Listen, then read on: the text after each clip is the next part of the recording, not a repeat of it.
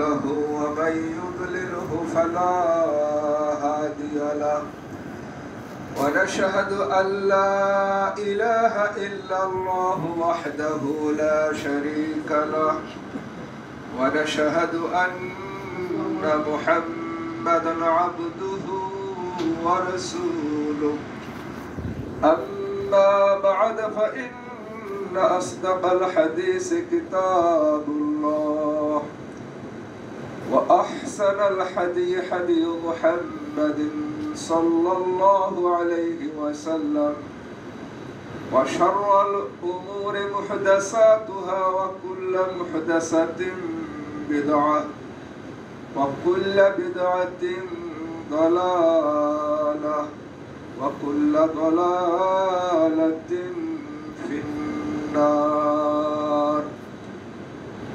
عن أبي هريرة رضي الله عنه قال قال رسول الله صلى الله عليه وسلم كل أمتي يدخلون الجنة إلا من أبى قيل يا رسول الله ومن أبى قال من أطاعني دخل الجنة ومن عصاني فقد أبى رواه البخاري. اللهم صل على محمد وعلى آل محمد كما صليت على إبراهيم وعلى آل إبراهيم إنك حميد مجيد. اللهم بارك على محمد وعلى آل محمد كما باركت على إبراهيم وعلى آل إبراهيم إنك حميد مجيد. ربي زدني علما رب اشرح لي صدري ويسر لي أمري واحلل عقدة من لساني يفقه قولي آمين. আল্লাহ রাব্বুল আলামিনের সকল প্রশংসা, যিনি আমাদেরকে জুমার দিন মসজিদে এসে 2 রাকাত সালাত আদায় করে খুতবা শ্রবণের ব্যবস্থা করে দিয়েছেন, তার শুকরিয়া আদায় করছি আলহামদুলিল্লাহ। মসজিদে ঢুকলে পরে মসজিদের কিছু আদব আছে ঢোকার। প্রথম আদবটা হলো মসজিদে যখন ঢুকতে হবে তখন ডান পা দিয়ে ঢুকতে হবে, এটা হচ্ছে সুন্নাহ। আর ঢোকার সময় যে দোয়াটা পড়তে হবে আল্লাহুম্মা ইফতাহ লি ওয়া আবা ওয়া রাহমাতিক, এটা সুন্নাহ। মসজিদে ঢুকে বসার পূর্বে 2 রাকাত সালাত আদায় করতে হবে, এটাও সুন্নাহ। রাসূলুল্লাহ সাল্লাল্লাহু আলাইহি ওয়াসাল্লাম বলছেন ইযা দাখালা আহাদাকুমুল মসজিদ, সহিহুল বুখারীর 444 নম্বর হাদিস, যখন তোমাদের কোন মানুষ মসজিদে প্রবেশ করবে ফালা তাজলিস, সে যেন না বসে, ফালা ইয়াজলিস হাত্তা ইউসাল্লি রাকাতাইন, সে যেন 2 রাকাত নামাজ না পড়ে না বসে। একদিন একজন ব্যক্তি জুমার দিন মসজিদে এসে বসে পড়েছে। جاء رجل والنبي صلى الله عليه وسلم يخطب الناس يوم الجمعة,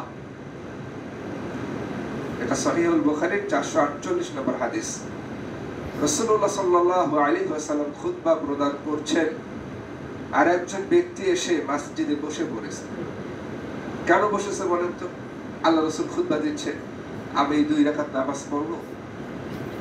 ভালো মনে করছে যে খুতবার সময় আমি নামাজ না পড়ে বসি, এইটাকে সে ভালো মনে করছে। তো রাসূলুল্লাহ সাল্লাল্লাহু আলাইহি ওয়াসাল্লাম খুতবার মধ্যেই লোকটাকে বলতেছে, আসাল্লাইতা ইয়া ফুলান, এই অমুক ব্যক্তি নামাজ পড়ছো? ক্বালা লা। তখন লোকটা বলল যে না, নামাজ তো পড়ি নেই। আল্লাহ নবী এই বসা লোকটাকে বললেন, কুম ফারকা রাকাতাইন, দাঁড়াও 2 রাকাত নামাজ পড়ো, তারপর বসো। এটা দুখুলুল মসজিদ, এটা নফল, এটা এটা কি নফল, তবে এর গুরুত্ব অনেক। একদিন রাসূলুল্লাহ সাল্লাল্লাহু আলাইহি ওয়াসাল্লাম ফজরের নামাজের পরে বেলাল রাদিয়াল্লাহু আনহুকে বললেন, বেলাল তুমি কি আমল করছো বলো তো, কোন আমলটা তুমি করেছো বলো। আমি জান্নাতে গেলাম, আমি রাসূল জান্নাতে গিয়া আমার সামনে তোমার পায়ের জুতার শব্দ শুনতে পেয়েছি। বেলাল রাদিয়াল্লাহু আনহু চলাফেরা করতেছেন জমিনে, আর তার পায়ের শব্দ আল্লাহ তাআলা রাসূলকে জান্নাতে শুনিয়েছেন। তখন বেলাল রাদিয়াল্লাহু আনহু বলতেছে, ইয়া রাসূলুল্লাহ, আমি তো তেমন দিন আর রাত যখনই আমার পবিত্রতা ভঙ্গ হয়ে যায়, আমি পবিত্রতা অর্জন করে প্রথমে 2 রাকাত সালাত আদায় করি। এই আমলটা আমি করি। আল্লাহ রাসূল সাল্লাল্লাহু আলাইহি ওয়াসাল্লাম বললেন, বিহিমা, এটাই হচ্ছে তার কারণ। বেলাল, এটাই সেই কারণ। তো এই তাহিয়াতুল ওয়াজু, পবিত্রতা অর্জন করে 2 রাকাত নামাজের গুরুত্ব আমি আপনি কতটুকু দেই বলেন তো? অথচ এই আমলটার গুরুত্ব মহান আল্লাহ তাআলার কাছে কত বেশি। বেলাল রাদিয়াল্লাহু আনহুর মর্যাদা আল্লাহ তাআলা জান্নাতে উঠাই দিয়েছেন। সমাজের মানুষের কাছে তখন তিনি মর্যাদা পেতেন না। আমলটা 2 রাকাত তাহিয়াতুল ওয়াজু, 2 রাকাত দুখুলুল মসজিদ, আমলগুলো নফল, কিন্তু আল্লাহ তাআলা ভালোবাসেন। আমরা মুসলিমরা আল্লাহর দ্বীনকে ভালোবাসি, সবাই প্রত্যেকে ইসলামকে ভালোবাসি, এবং আমাদের আকাঙ্ক্ষা ইমানদার, যার ভিতরে ইমান আছে, বেঈমান না। বেঈমান যে ও কপাল পোড়া, আর যে ইমানদার তার চাহাত হচ্ছে আল্লাহ আপনার জমিনে যেন আপনার দিন কায়েম হয়, ঠিক না? আপনার শাসন, আপনার কোরআনের শাসন যেন আপনার জমিনে চলে, এটা তো চাহাত। এই চাহিদা যদি অন্তরে না থাকে, ও কি মুনাফিক? এতে কোনো সন্দেহ আছে? যে আল্লাহর জমিনে আল্লাহর বিধান প্রতিষ্ঠিত হোক এটা চায় না, সেই যে মুনাফিক, এতে সন্দেহ আছে। হয় মুনাফিক, না হলে কাফের, না হলে জালেম, মানে মুশরিক। এই তিনটা একটা কোয়ালিটি ওর ভিতরে আছে। ও নামাজ পড়ুক আর হজ করুক, যাই করুক, আমরা চাই জমিন আল্লাহ, বিধান চলবে আল্লাহ। তো এটা তো আল্লাহ রাব্বুল আলামিন দান করেন বিজয়, আল্লাহর পক্ষ থেকে আমরা পাবো। আল্লাহ আমাদেরকে বিজয় দিবেন, আর বিজয় দিয়েছিলেন সাহাবায়ে কেরাম রাদিয়াল্লাহু আনহু। তারা বিজিত ছিলেন কিনা? রোম সম্রাট, রোমের সম্রাট তার আরবের গোয়েন্দা বাহিনীকে সেট করেছে। দেখো তো, এই যে মুসলমানদের সঙ্গে আমরা কোন সৈন্য বাহিনী টিকতে পারে না। বদরের যুদ্ধে মুসলমানদের সংখ্যা ছিল 313 জন, আর কাফেরদের সংখ্যা ছিল 1000-এর বেশি। টিকতে পারে নাই কাফেরেরা। শুধু সৈন্য সংখ্যা বেশি ছিল কাফেরদের এমনটা না, অস্ত্র শস্ত্র বেশি ছিল, খাদ্য দ্রব্য, খাদ্য বস্ত্র বেশি ছিল, প্রস্তুতি প্রশিক্ষণ বেশি ছিল। আর ঠিক তার বিপরীত মুসলিমদের, মদিনা থেকে যারা বদর পর্যন্ত গেছে, তাদের সৈন্য মাত্র 313 জন। খাদ্যের অভাব, অস্ত্র নাই, সামান্য অস্ত্র, সবার অস্ত্র নাই, সবার বাহন নাই। এত ডিস্টেন্স, কোথায় 300 আর কোথায় 900 না 1000-এর উপরে। আল্লাহ তাআলা বদরের প্রান্তরে মুসলমানদেরকে বিজয় দিয়েছেন। আল্লাহ বলতেছেন, ইন তানসুরুল্লাহ ইয়ানসুরকুম ওয়া ইউসাব্বিত আকদামাকুম। যদি তোমরা আল্লাহকে সাহায্য করো, আল্লাহ তোমাদেরকে সাহায্য করবে, তোমাদের পাগুলোকে দৃঢ় করে দেবেন আল্লাহ তাআলা। এটা আল্লাহর ওয়াদা। রোমের সম্রাট গোয়েন্দাদেরকে পাঠালো যে দেখো তাদের শক্তির উৎস কোথায়। যে মুসলিম সংখ্যা লঘু, যাদের সংখ্যা খুবই নগণ্য, যাদের আধুনিক সমাজে যাদের অস্ত্রশস্ত্রের অবস্থা খুবই করুণ, তাদের বিজয়ের কারণটা দেখো। গোয়েন্দারা অবজার্ভ করলো, মাসখানিক অবজার্ভ করার পরে, দেখাশোনার পরে তারা রিপোর্ট পেশ করলো যে আমরা মুসলিমদেরকে দেখলাম হুম ফিল লাইলি রুহবান ওয়া ফিন নাহার ফুরাসান। মুসলিম সৈন্যদের ভিতরে আমরা দেখেছি তাদের শক্তির কারণ আমরা একটাই পেয়েছি, সেটা হচ্ছে হুম ফিল লাইলি রুহবান, তারা রাতের বেলায় দরবেশ, রাতের বেলায় তারা তাহাজ্জুদ পড়ে, রাতের বেলায় কোরআন তেলাওয়াত করে, রাতের আধারে আল্লাহর কাছে দোয়া করে কান্নাকাটি করে, রাতের বেলায় তারা দরবেশ। অফিন নাহার ফুরসান, আর দিনের বেলায় তারা যোদ্ধা, ঘোড়ার উপরে সওয়ার, সেফাহি সালাত। এটা আমরা দেখেছি। ওয়াল্লাহি লাউ সারাকা আহাদাহুম, যদি তাদের কেউ, এমনকি তাদের যে রাষ্ট্রপ্রধান শাসক মুসলিমদের, তার সন্তানও যদি চুরি করে তো তারা তাদের সন্তানকে হাত কেটে ফেলে। সন্তান চুরি করেছে, শাসকের সন্তান, হাত কাটতে তারা দ্বিধা করবে না। এমনকি তাদের সন্তানরা যদি ব্যভিচার করে, তাদের সন্তানদেরকে তারা রজম করে, পাথর মেরে হত্যা করে। তাদের শাসন ব্যবস্থায় ইনসাফ বাদে আর কিছু নেই।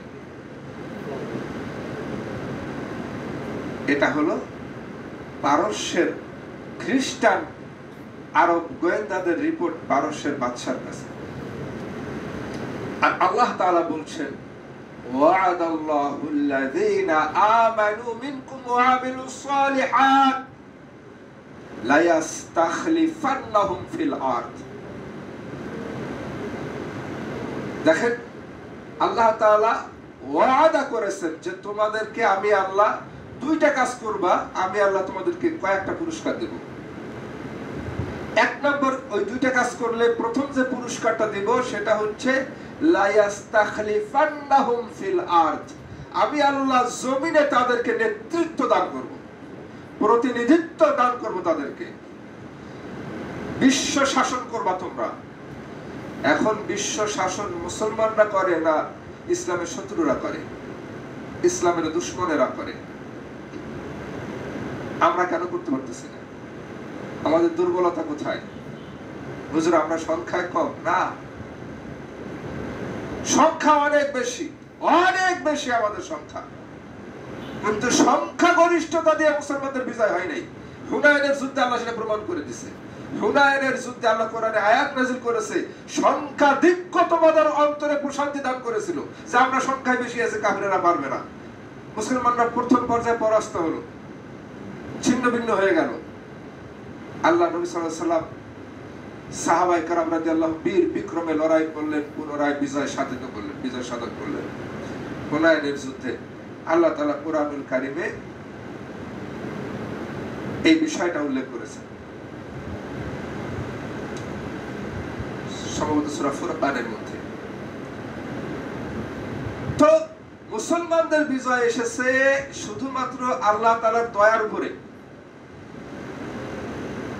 আর আল্লাহ রাব্বুল আলামিন বলতেছেন, আল্লাহ ওয়াদা করতেছেন তোমরা দুটো কাজ করো, আমি আল্লাহ প্রথমত তোমাদেরকে লা ইস্তাখলিফান্নাহুম ফিল আরদ, আমি আল্লাহ তোমাদেরকে জমিনের নেতৃত্ব দান করব।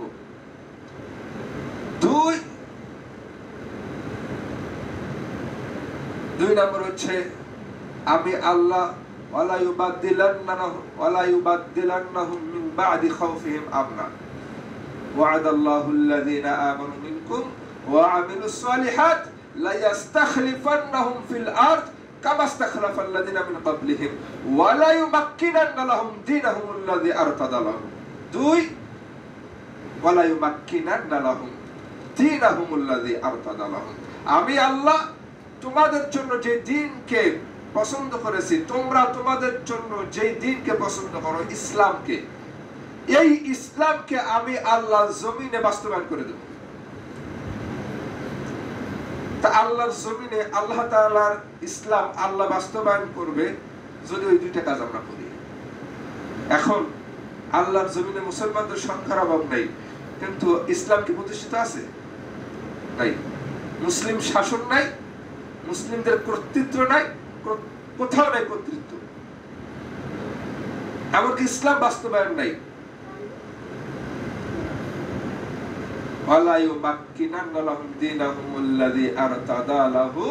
যা তোমরা যে দ্বীনকে পছন্দ করো, তোমাদের পছন্দের ইসলামকে আমি আল্লাহ সমাজে প্রতিষ্ঠা করে দেব, এবং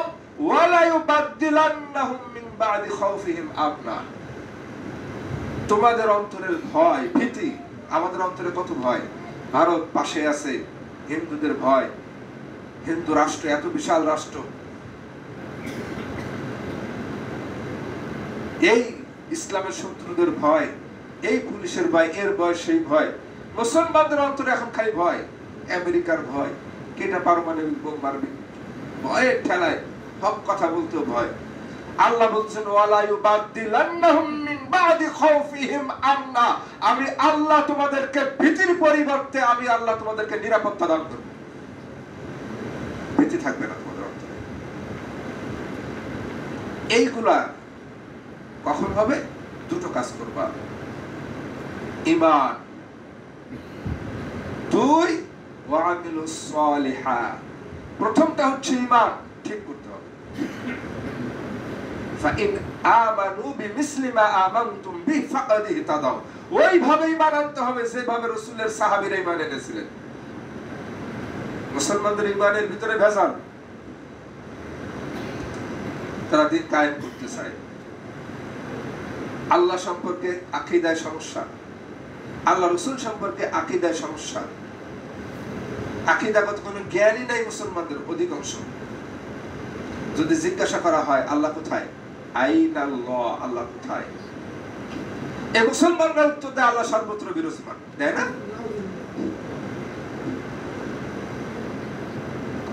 বিশ্বাস করুন ভাইয়েরা, কোরআন এবং সহিহ হাদিস থেকে একটা দলিল কেউ প্রমাণ করতে পারবে না যে আল্লাহ তাআলা সর্বত্র বিরাজমান।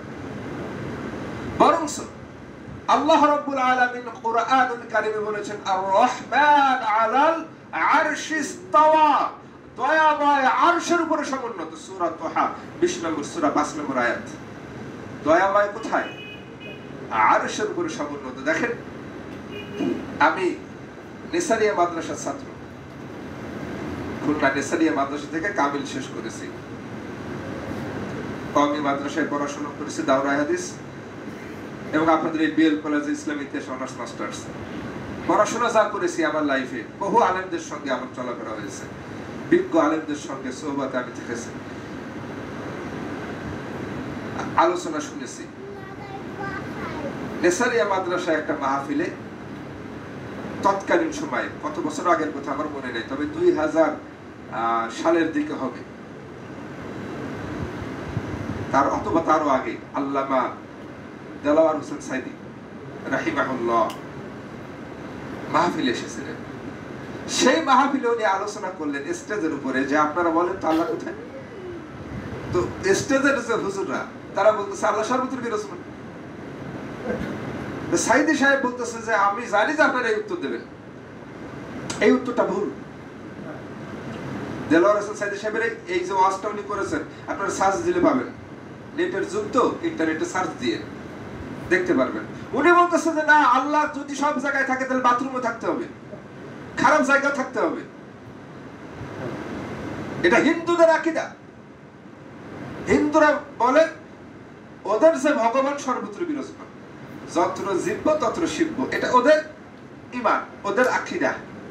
আর মুসলমানদের আকীদা হচ্ছে আল্লাহ আরশের উপরে, আর রহমান আলাল আরশি ইসতাওয়া, তবে তার দেখা, তার শোনা সর্বত্র বিরাজমান। কথা বুঝতে পারছেন? আল্লাহ সব জায়গায় দেখেন, সব কিছু শোনেন, আল্লাহর দেখা আর শোনা থাকে কিছু খালি নাই। তিনি এই ওয়াজ করার পরে উনি মারা গেলেন গত বছর। এর আগে 15 বছর কত বছর জেলে ছিলেন।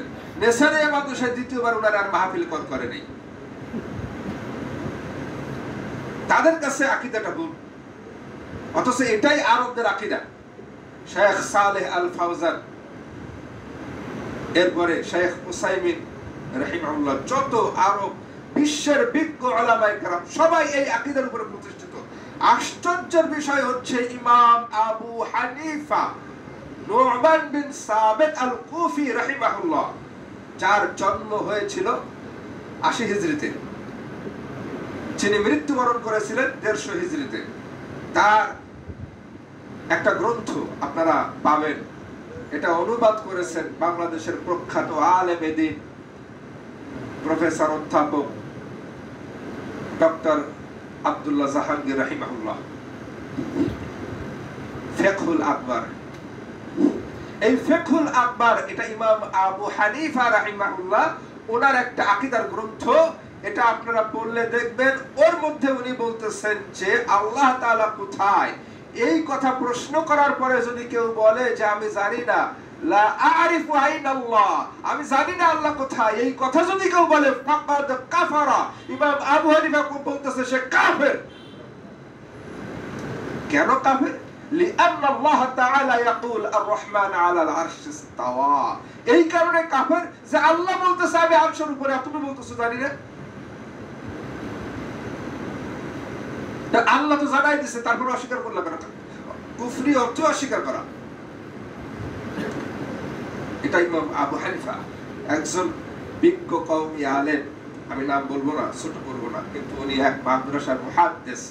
আমি তাকে জিজ্ঞাসা করলাম যে আপনি বলেন তো ইমাম আবু হানিফা রাহিমাহুল্লাহ তার আকীদা কি আল্লাহ কোথায় এই সম্পর্কে? তো উনি আমাকে বলতেছে, মুফতি সাহেব আমাকে বলতেছে যে হযরত আমরা তো এই মাসআলার ক্ষেত্রে হানাফি আর আকীদার ক্ষেত্রে মাতুরিদি। আকীদা ইমাম আবু হানিফাকে আমরা মানি না। আস্তাগফিরুল্লাহ, সহিহ আকীদা, বিশুদ্ধ আকীদা। রাসূলুল্লাহ সাল্লাল্লাহু আলাইহি সাল্লামের কাছে একদিন একজন নারী, একজন সাহাবী আসলেন। সাহাবীর নাম হচ্ছে মুআবিয়া আস-সুলামি রাদিয়াল্লাহু আনহু। রাসূলের কাছে এসে বলছি, ইয়া রাসূলুল্লাহ, আমার মনটা খুব খারাপ। কেন? আমি একজন দাসী রেখেছি, সেই দাসীর কাজ হলো আমার বকরিকে সে মাঠে চড়ায়। আগে তো আরবে দাস দাসীর প্রথা ছিল, এটা হালাল ইসলামের বিধান। তো আবার একটা বকরি নেকড়ে বাঘ এসে নিয়ে চলে গেছে। রাগ করে এই দাসীকে আমি একটা চড় দিয়েছি। এখন আমার খুব খারাপ লাগতেছে, অনুতপ্ত আমি যে দাসীটা ইচ্ছা করে নেকড়ের মুখে আমার বকরিটাকে দেয় নেই। এই কারণে ওই দাসীকে প্রহার করা আমার ঠিক হয়নি। আফালা নুকাতিলু, আফালা, আমি কি তাকে মুক্ত করে দেব না? আতিকহা বিহা, এই দাসীটাকে যেহেতু আমি একটা অন্যায় করেছি, সওয়ার দিয়েছি, এর কাফারা হিসেবে কি আমি মুক্ত করে দেব? রাসূলুল্লাহ সাল্লাল্লাহু আলাইহি সাল্লাম বলেন আতিকহা বিহা, তোমার দাসীটাকে আমার কাছে নিয়ে আসো। রাসূলের সাল্লাল্লাহু আলাইহি সাল্লামের কাছে আনার পরে আল্লাহ রাসূল দাসীকে বলতেছে, ঈমানের পরীক্ষা করতেছে, বুখারীর হাদিস। আচ্ছা বলো, আইনাল্লাহ, আল্লাহ কোথায়? দাসী সাথে সাথে বলতেছে ফিস সামা, আসমানে। মান আনা, বলো আমি কে? দাসী বলতেছে ইনকা রাসূলুল্লাহি সাল্লাল্লাহু আলাইহি ওয়াসাল্লাম, আপনি আল্লাহ রাসূল সাল্লাল্লাহু আলাইহি ওয়াসাল্লাম। তখন আল্লাহর নবী সাল্লাল্লাহু আলাইহি সাল্লাম বলতেছেন যে মুআবিয়া, তুমি এই দাসীটাকে মুক্ত করে দাও, ফা ইন্নাহা মুমিনাতুন, এই দাসীটা ঈমানদার মহিলা, মুক্ত করে দাও। চার ইমামের একই আকীদা। আমাদের দেশে ইমামদের এক একজন, আমি এই যে গেলাম বাইকগাছা এলাকায় গেলাম, ত্রাণ দেওয়ার জন্য। সেখানে একটা এলাকায় ত্রাণ দিচ্ছি, ইমাম সাহেব আসছে, মুরব্বী মানুষ, এলাকার লোকজন জড়ো হয়েছে। তো আমরা প্রশ্ন করলাম, ত্রাণ দিতে গিয়েছিলাম, আমি গিয়েছিলাম, আমার সঙ্গে ছিলেন দৌলতপুর মসজিদের সম্মানিত ইমাম সাইফুল্লাহ আল ফাহাদ, উনিও ছিলেন, আর দুইজন ডাক্তার ছিলেন। তো এলাকার লোকজন যখন ভিড় করেছে তখন প্রশ্ন করলাম আমরা যে আচ্ছা বলেন তো আল্লাহ কোথায়? তো একজন লোক ওই খালি গায়ে লুঙ্গি পরা আর কাঁধের উপরে তার গামছা, ও বলতেছে যে আল্লাহ তো আকাশে। পিছন থেকে ইমাম সাহেব বলছে না, আল্লাহ সর্বত্র বিরাজমান। আমি বললাম যে আচ্ছা ঠিক আছে। ইমাম সাহেব বললো আল্লাহ সর্বত্র বিরাজমান। আল্লাহ সর্বত্র বিরাজমান কে কে বলেন? এটা হাত তোলেন সবাই, অনেকে হাত তুলছে। আল্লাহ আকাশে কে কে বলেন? 2-3 জন হাত তুলছে। ইমাম সাহেবকে এটা কাছে ডাকলাম, মুরব্বী মানুষ। আমি বললাম শোনেন, আল্লাহ সর্বত্র বিরাজমান এমন কোন দলিল কি আপনি জানেন? তাই না, এটা শুনছি আমি।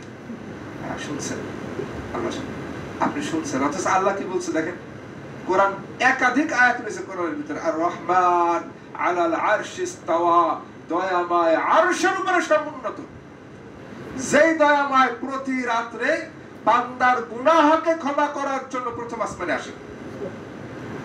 আল্লাহ বলেন রাতের 1/3 অংশে আল্লাহ তাআলা প্রথম আসমানে নেমে আসেন আর ডাকতে থাকেন, কে আসো?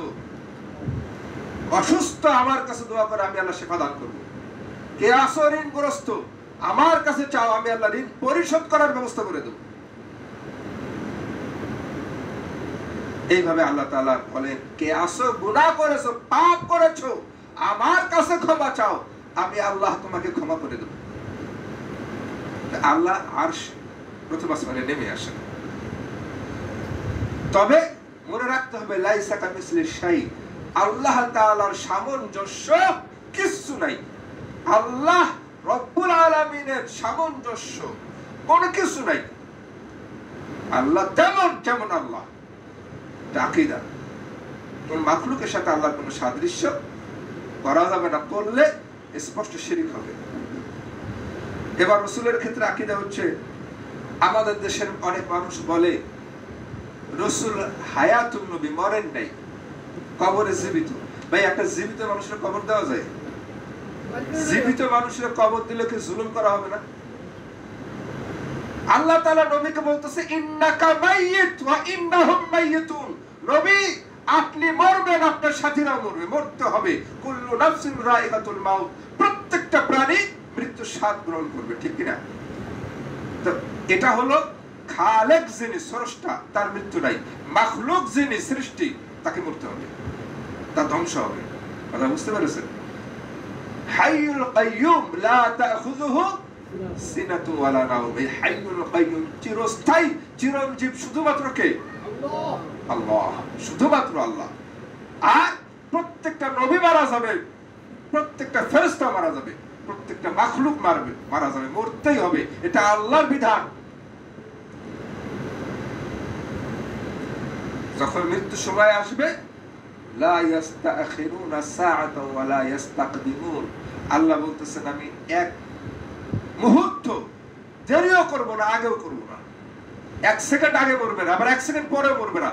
যখন মৃত্যু লেখা আছে ঠিক ওই সেকেন্ডে তাকে মরতে হবে। ইস, সুস্থ সবল লোক টাস করে মরে গেল, ইস, আমরা আফসোস করি না? ওর হায়াতটাই ওই পর্যন্ত, এর জন্য পর্যন্ত সে বেঁচে ছিল, এর উপরে সে বাঁচবে না, এর উপরে তার হায়াত নাই। তো রাসূলুল্লাহ সাল্লাল্লাহু আলাইহি ওয়াসাল্লামের মৃত্যু সম্পর্কে আল্লাহ বলতেছে, নবী ইন্নাকা মাইয়িত, আপনি মারা যাবেন। আমাদের দেশে অনেক বলে রাসূল মরে নাই, রাসূল জীবিত, চিরঞ্জীব হতে পারে রাসূল? অসম্ভব। এই আকীদা, এই ভুল ঈমান যাদের, তাদের সংস্কার হতে হবে। রাসূলুল্লাহ সাল্লাল্লাহু আলাইহি সাল্লাম যখন মারা গেলেন, মৃত্যুবরণ করলেন, রাসূলের লাশ আয়েশা রাদিয়াল্লাহু আনহার ঘরে পড়ে আছে। লাশের উপরে একটা চাদর বিছায় দিয়েছে, ইয়ামেনের চাদর। আল্লাহ রাসূলের মৃত্যুর খবর শুনে আবু বকর সিদ্দিক রাদিয়াল্লাহু আনহু সানা পর্বত থেকে ঘোড়া দাঁড়িয়ে আয়েশা রাদিয়াল্লাহু আনহার বাসায় এসে আয়েশা রাদিয়াল্লাহু আনহার ঘরে ঢুকে রাসূলের ওই চাদরটা উঠিয়া রাসূলের মুখের দিক তাকাচ্ছেন আর দু চোখ বেয়ে পানি পড়তেছে। সারা জীবনের সাথী, যার সঙ্গে হিজরত করেছেন, যে নবীকে নিজের জীবনের চাইতে বেশি ভালোবাসতেন, তার লাশের দিক তাকিয়ে আবু বকর সিদ্দিকের দু চোখ বেয়ে পানি পড়তেছে। তিনি আল্লাহ নবী সাল্লাল্লাহু আলাইহি সাল্লামের কপালে চুমু দিলেন, দিয়ে এই যে মুসলিমদের এখন একটা পরীক্ষার অবস্থা, অনেকে যখন শুনছে যে রাসূল মারা গেছে, অনেক নব মুসলিম আবার কাফের হয়ে গেছে, ইসলাম থেকে দূরে সরে গেছে অনেকে। পরিস্থিতি খুব কঠিন। ওমর ইবনুল খাত্তাব রাদিয়াল্লাহু আনহুর যে অবস্থা, সাহাবী ওমর ইবনুল খাত্তাব রাদিয়াল্লাহু আনহু, তিনি আল্লাহ নবী সাল্লাল্লাহু আলাইহি সাল্লামের মৃত্যুর সংবাদটা মেনে নিতে পারেন নাই। তিনি বলতেছেন যে না, আল্লাহ রাসূল সাল্লাল্লাহু আলাইহি ওয়াসাল্লাম মৃত্যুবরণ করেছেন এই কথা যদি কেউ বলো, তরবারি হাতে রেখে দিয়েছেন, মদিনার মসজিদে দাঁড়িয়ে গেছেন, মদিনার মসজিদে পাশে দাঁড়িয়েছেন, মদিনার মসজিদ আর রাসূলুল্লাহ সাল্লাল্লাহু আলাইহি ওয়াসাল্লামের ঘর আয়েশা রাদিয়াল্লাহু তাআলা আনহার কামরাটা কাছাকাছি। তো দাঁড়িয়ে গিয়ে বলতেছেন, ওমর ইবনুল খাত্তাব কথা বলতেছেন, আর লোকজন সাহাবীরা ভিড় করে ফেলছেন। ভিড় করার পরে রাসূলুল্লাহ সাল্লাল্লাহু আলাইহি ওয়াসাল্লামের সাহাবী আবু বকর ঢুকেছে, ঢুকে দেখে ওমর বক্তব্য দিচ্ছে। ওমর কি বক্তব্য দিচ্ছে? ওমর বলতেছে, ওয়াল্লাহি লা ইয়ারজা'আন্না রাসূলুল্লাহ সাল্লাল্লাহু আলাইহি ওয়াসাল্লাম কামা রাজা'a মূসা ফালইয়াকতা'আন্না আইদি রিজালান ওয়া আরজুলাহুম যা'আমু আন্না রাসূলুল্লাহ সাল্লাল্লাহু আলাইহি ওয়াসাল্লাম মাতা। ওমর রাদিয়াল্লাহু তাআলা বলতেছে, আল্লাহর কসম করে বলতেছি, রাসূলুল্লাহ সাল্লাল্লাহু আলাইহি ওয়াসাল্লাম মৃত্যুবরণ করেন নাই। যারা বলবে যে আল্লাহ রাসূল মারা গেছে, এই বিশ্বাস যারা করবে, আল্লাহ নবী কিন্তু মুসা আলাইহিস সালাম যেমন 40 দিনের জন্য গিয়েছিলেন তাওরাত নিয়ে এসে ফিরে এসেছেন, আল্লাহ রাসূল কিছু সময়ের জন্য দেহ ত্যাগ করেছেন, তিনি আবার আসবেন, তিনি মরেন নাই। কে বলতেছেন? ওমর ইবনুল খাত্তাব। আবেগ, ভালোবাসা মেনে নিতে পারতেছেন না, রাসূল বলতে পারে না। কিন্তু ওমর থেকে আবু বকর রাদিয়াল্লাহু তাআলার ভালোবাসা তো কম না, কিন্তু তার আবেগের উপরে বিবেকটা কাজ করছে। ওমর এই বক্তব্য দিচ্ছে যে দেখো, যদি বলো রাসূল মারা গেছে, আল্লাহ রাসূল তার হাত পা কেটে দেবেন, সাবধান। এই খুতবা দিচ্ছেন। আবু বকর রাদিয়াল্লাহু তাআলা এটা দেখার পরে ইবনে আব্বাসকে আর আরেকজন সাহাবীকে বললেন, কিছু পাথর এক জায়গায় করো। কিছু পাথর এক জায়গায় করলে পাথর একটু উঁচু হয়েছে, উঁচু জায়গায় দাঁড়িয়ে আবু বকর সিদ্দিক রাদিয়াল্লাহু তাআলা এবার আল্লাহর প্রশংসা করলেন, রাসূলের প্রতি দরুদ পাঠ করলেন। এবার ওমরকে ছেড়ে দিয়ে লোকজন আবু বকরের কাছে চলে আসছে। ওমরের আলোচনা বাদ দিয়া দেখে আবু বকর কি বলে রাসূল সম্পর্কে। ওমরের হাতে তরবারি। ওমর এবার আবু বকরের দিকে ফিরে তাকিয়েছে। আবু বকর সিদ্দিক রাদিয়াল্লাহু তাআলা আনহু আল্লাহর প্রশংসা করার পরে কোরআনুল কারীমের সূরা আল ইমরানের এই 144 নম্বর আয়াত তেলাওয়াত করলেন। তিনি আয়াত পড়তেছেন, ওয়ামা মুহাম্মাদুন ইল্লা রাসূল قد خلت من قبله الرسل أفإن مات أو قتل انقلبتم على أعقابكم ومن ينقلب على عقبيه فلن يضر الله شيئا وسيجزي الله الشاكرين. আল্লাহ তাআলা বলতেছেন, ওয়ামা মুহাম্মাদুন ইল্লা রাসূল, মুহাম্মদ সাল্লাল্লাহু আলাইহি ওয়াসাল্লাম শুধুমাত্র একজন রাসূল। قد خلت من قبله الرسل, তার পূর্বে আরো অনেক রাসূল চলে গেছে। কে বলতেছেন? আল্লাহ বলতেছেন। এরপরে আল্লাহ বলতেছেন, আফা ইম্মাতা, যদি তিনি মৃত্যুবরণ করেন, আও কুতিলা, অথবা তাকে যদি হত্যা করা হয়, তাহলে তোমরা কি ফিরে যাবা? আগে যে ধর্ম ছিলে, যে ধর্মে ছিলা, সেই ধর্মে ফিরে যাবা? আল্লাহ বলতেছেন, যদি ফিরে যাও, আল্লাহর কোনো ক্ষতি আছে? এই আয়াতটা নাযিল হয়েছিল উহুদ যুদ্ধের পরে।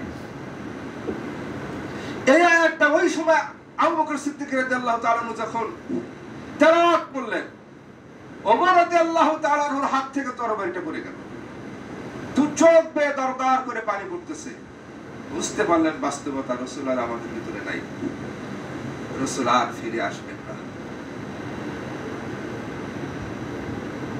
এটা হচ্ছে কোরআন শুনে যদি মানুষের হুঁশ না ফিরে আসে, সহিহ হাদিস জানার পরে যদি মানুষ তার হুঁশ ফিরে না আসে, এ পথভ্রষ্ট, গোমরা, পথহারা। আকীদার ক্ষেত্রে বাংলাদেশের মুসলমানেরা ইয়া নবী সালাম আলাইকা, ইয়া রাসূল সালাম আলাইকা, ইয়া শব্দটা হারফে নেদা, আহ্বান করা, রাসূলের কাছে যায় সাহায্য চাই। কবরে গিয়া মারা গেছে খানজাহান আলী রাহিমাহুল্লাহ, যারা বাংলাদেশে আগমন করেছিলেন মানুষের কাছে তাওহীদের বার্তা পৌঁছে দেওয়ার জন্য, যাদের দাওয়াতে হাজার হাজার হিন্দু খ্রিস্টান ইসলাম গ্রহণ করেছে, তাদের ওই কবরগুলোকে ব্যবসার প্রতিষ্ঠান বানাইছে এই ভণ্ডরা। সেখানে বিশাল বড় কবর পাকা কইরা, কবর উঁচু করে কবরের পাশে একটা দান বাক্স বানাইছে। এটা কি উনি মরার আগে বলে গেছে যে মরার পরে আমার কবরে খরচ পয়সা লাগবে, তোরা দিস? এই ব্যবসা, এই ধান্দাবাজি ধর্মের নামে যারা করে, তারা ইসলামের দুশমন। এই কবর উঁচু করা, কবর পাকা করা যদি ইসলামী শরীয়তে জায়েজ থাকতো, তাহলে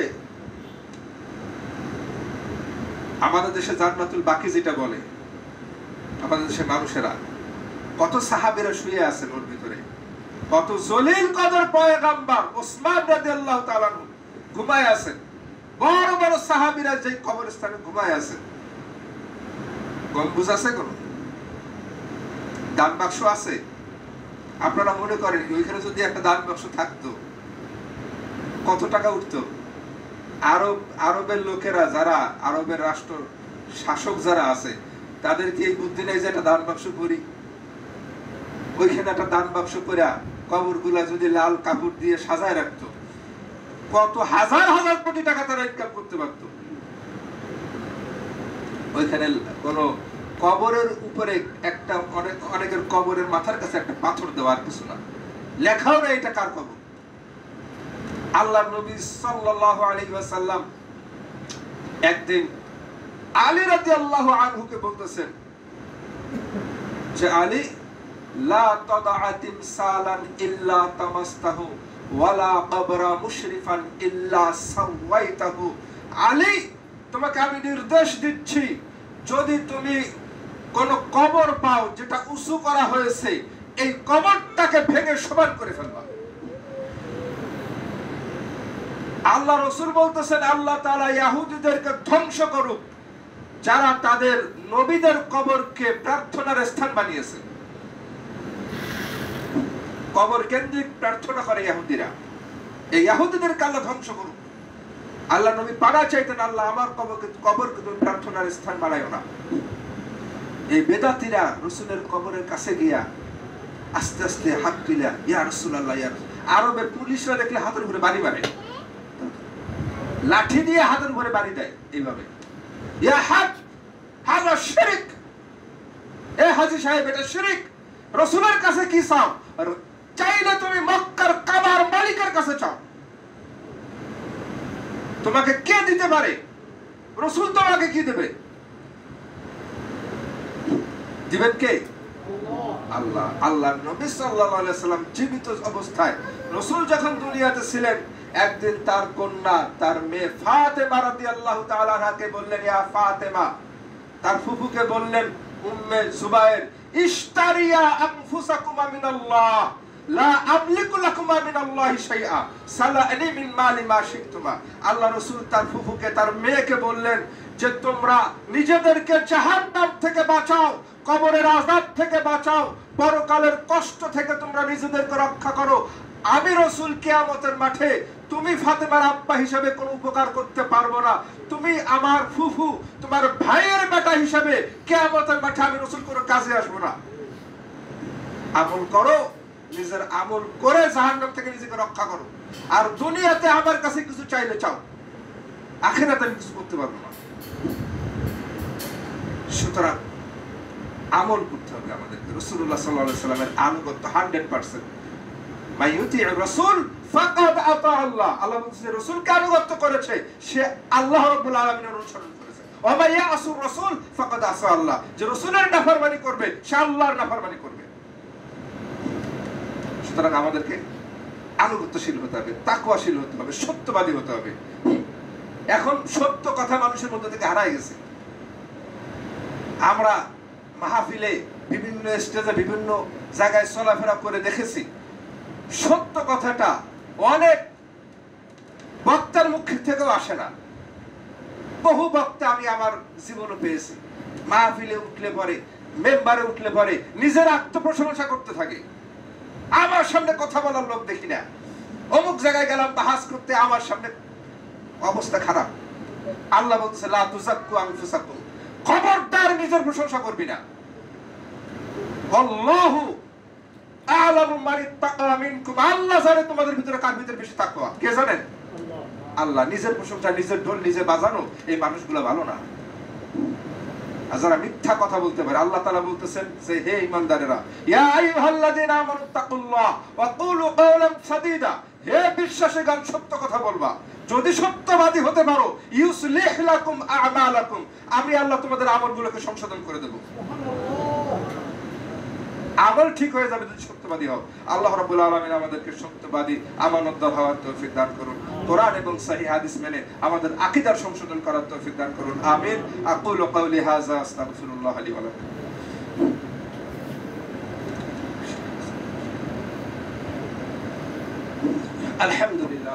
আলহামদুলিল্লাহি রাব্বিল আলামিন ওয়াল আকিবাতু লিল মুত্তাকিন ওয়াস সালাতু ওয়াস সালামু আলা রাসূলিহি মুহাম্মাদিন ওয়া আলা আলিহি ওয়া আসহাবিহি আজমাইন। আম্মা বা'দ। فإن أصدق الحديث كتاب الله وأحسن الهدي هدي محمد صلى الله عليه وسلم. شر الأمور محدثاتها، كل محدثة بدعة وكل بدعة ضلالة وكل ضلالة في النار. সম্মানিত উপস্থিতি, আপনাদের কাছে দাওয়াত দেই, দারুস সুন্নাহ সালাফিয়া মাদ্রাসা হেফজখানায় 15 জন ছাত্র আছে। এর ভিতরে 2 জন আছে এতিম, 4 জন আছে মিসকিন। ফিসাবিলিল্লাহ তারা মাদ্রাসায় পড়াশোনা করে, খাওয়া দাওয়া করে। আমাদের লিল্লা বোর্ডিং আছে। আপনাদের কাছে বলবো যে আপনারা সহযোগিতা করবেন, পাশাপাশি আপনারা আপনাদের বাচ্চাদের, নাতি পোতাইদেরকে হেফজখানায় ভর্তি করবেন। আমরা তাদেরকে কোরআনের দার্স, কোরআনের হেফজের পাশাপাশি সহিহ আকীদা গড়ে তোলার জন্য চেষ্টা করি। আল্লাহ তাআলা তৌফিক দান করুন। এবং আপনাদের এই মসজিদের উন্নয়নের প্রকল্পে অনেকে সহযোগিতা করতেছেন। বর্তমান যে গরমের সময় এই মসজিদে খুব কষ্ট হয় সালাতের ক্ষেত্রে। খুলনার অধিকাংশ মসজিদগুলো টাইলস হয়ে গেছে, দোতলা হয়ে গেছে। তো মসজিদে আপনারা, আল্লাহ তাআলা অনেক মানুষকে এমন সম্পদ দিছে যে একা একটা মসজিদ করে দিতে পারে, ঠিক কিনা? গোয়ালখালী রমজান মাসে 17 রমজান আমার রুমে একজন লোক আসছে। এই লোকটা রেগুলার আমার ওখানে নামাজ পড়ে গোয়ালখালী মসজিদে। তো রমজান মাসে আমার রুমে আসছে। আমি একটা কথা বলবো, আমি জানি যে লোকটা সাইকেল নিয়ে আসে, একটা লুঙ্গি একটা জামা পরে আসে, খুব সাধারণ মানুষ। তা বলতেছে আল্লাহ তাআলা আমাদের সম্পদ দিছে কিছু, তো আমি আপনার এই গোয়ালখালী মসজিদটা 6 তলা পর্যন্ত একা করে দেবো, ফাউন্ডেশন থেকে 6 তলা পর্যন্ত একাই করে দেবো ইনশাআল্লাহ। আমার নাম প্রকাশ করবেন না, কারো কাছে বলবেন না। আলহামদুলিল্লাহ, আমি শুনে আশ্চর্য হয়ে গেছি। তা লোকটাকে দেখে বোঝা যায় লোকটাকে আল্লাহ অঢেল সম্পদ দিয়েছে, মনও দিয়েছে। খালি সম্পদ থাকলে কি হয় নাকি? সম্পদ অনেকেরই আছে, কিন্তু এই মসজিদ যদি আপনি একটা করে দেন, মান বানা লিল্লাহি মাসজিদান বানাল্লাহু লাহু বাইতান ফিল জান্নাহ, কেউ যদি আল্লাহর সন্তুষ্টির জন্য একটা মসজিদ করে দেয়, আল্লাহ জান্নাতের জন্য একটা ঘর করে দেবে। আল্লাহ রাব্বুল আলামিন আমাদেরকে এই মসজিদের কাজে আমৃত্যু সহযোগিতা করার তৌফিক দান করুন। আমিন। আকুলু কাওলি হাযা আস্তাগফিরুল্লাহ লি ওয়া লাকুম। রব্বানা যালামনা আনফুসানা ওয়া ইল্লাম তাগফির লানা ওয়া তারহামনা লানাকুনান্না মিনাল খাসিরিন। রব্বিরহামহুমা কামা রাব্বায়ানি সাগীরা। এগুলা সাদগায়ে জারিয়া। আমি আপনি মরে কবরে চলে যাব, এই সাদগায়ে জারিয়া নেকি পাইতে থাকবো ইনশাআল্লাহ। আয় আল্লাহ, আমাদের মধ্যে যারা অসুস্থ আছে আপনি সেফায়ে কামেলা দান করেন। আয় আল্লাহ, একজন দিনী ভাই দোয়া চেয়েছেন, তার আম্মা মারা গেছে নাকি? ওয়াইফ মারা গেছে। একজন ব্যক্তি উনি দোয়া চেয়েছেন, ওনার ওয়াইফ মারা গেছে। আমরা দোয়া করি যেন আল্লাহ তাআলা তার ওয়াইফকে ক্ষমা করে দেন। আল্লাহুম্মা গফির লাহা ওয়া আরহামহা ইন্নাকা আনতাল গফুরুর রহিম। ربنا لا تزغ قلوبنا بعد إذ هديتنا وهب لنا من لدنك رحمة إنك أنت الوهاب. اللهم أرنا الحق حقا وارزقنا اتباعه وأرنا الباطل باطلا وارزقنا اجتنابه. اللهم أعزني الإسلام والمسلمين واخذل أعداءهم اليهود والنصارى والمشركين والملحدين والمنافقين. رب ارحمهما كما ربياني صغيرا. صلى الله على النبي.